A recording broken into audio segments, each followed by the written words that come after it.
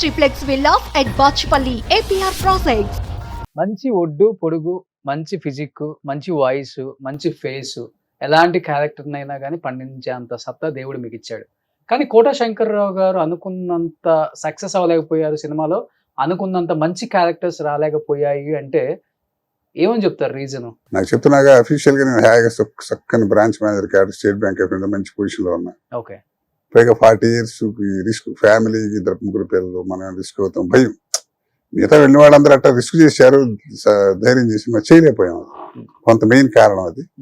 తర్వాత లక్ అనేది మెయిన్ కదా బాస్. అన్నయ్యకి వరించిన లక్ మీకు వరించలేదు. మావాడు జాక్ పడ్డది, ఎక్కి పడ్డది. అది నూతన్ ప్రసాద్ ఒకడు, శ్రీనివాసరావు ఒకడు, కోట్ల మందిలో ఒకడికి వస్తుంది అదృష్టం. ఓకే. నటుడు అంత స్పీడ్ నటనలో కూడా అంత రోజుకి 2 షిఫ్ట్లు యాక్ట్ చేసే స్పీడ్ అంటే మాటలు కాదు కదండి.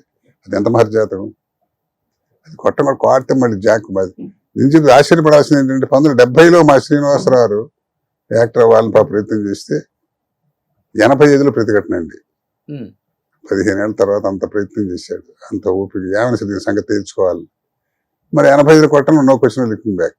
కాబట్టి మనకు టైం ఇప్పుడు వస్తుంది అనే దాన్ని బట్టి తప్ప ప్రయత్నం ఇప్పుడు రోజు డైరెక్ట్ దండం పెడతామండి. రోజు 100 మంది ఉంటారు మనలాంటి వాళ్ళు, ప్రతివాడు ఉంటాడు. అందరూ కోటా శ్రీనివాసరావు గారు తమ్ముడు కాదు కదా అక్కడ. అట్టాను కాదుగా, టాలెంట్ తర్వాత అండి. ముందు అసలు నీకు అవకాశం ఇవ్వాలని ఆలోచన రావాలి కదా. చూద్దాం, ప్రయత్నం చేద్దాం, మన సిల్కా కాటన చూసే అవకాశం రావాలి కదా, చూస్తే కదా.